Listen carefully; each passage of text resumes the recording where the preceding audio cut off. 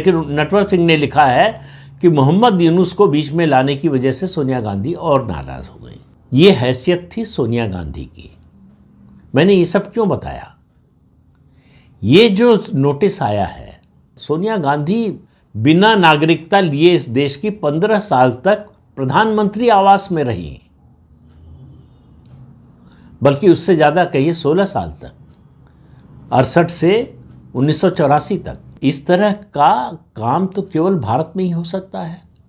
लेकिन भारत में हो सकता है, दूसरे देश में हो सकता है कि नहीं, ये मुद्दा नहीं है।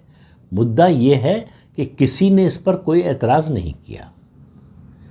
विपक्षी दलों के में भी किसी नेता ने इस पर एतराज़ नहीं किया कि एक विदेशी नागरिक भारत की प्रधानमंत्री के घर में कैसे रह रहा है, ऑफिशियल रेजिडेंस में, और वो रह रही थी और परिवार का हिस्सा थी।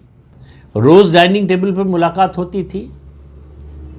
और नटवर सिंह ने एक जगह ये भी लिखा है कि सोनिया गांधी के जिम्मे जो है वो किचन था। इंदिरा गांधी जब तक जीवित थी, किचन उनके जिम्मे था। और बहुत सी बातें लिखी हैं, लेकिन मैं ये सब बातें बता रहा हूं कि ये आभा मंडल क्या था सोनिया गांधी का। परिवार की पूरी बात छोड़ दीजिए, केवल सोनिया गांधी की बात कर रहा हूं कि कौन सा दिन उन्होंने देखा था, किस परिस्थिति से वो निकलकर यहां तक पहुंची है।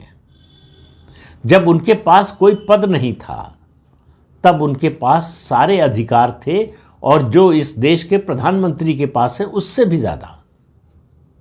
फिर 2004 आया, कांग्रेस की सरकार बन गई, और कांग्रेस की सरकार बनी, मंत्रिमंडल बना जो संवैधानिक व्यवस्था है उसके अनुसार। लेकिन एक असंवैधानिक व्यवस्था के तहत भी एक मंत्रिमंडल ही मैं कहूँगा उसको, पैरेलल गवर्नमेंट बनी, जिसका नाम था NAC, नेशनल एडवाइजरी कमेटी, जिसकी चेयरपर्सन थी सोनिया गांधी।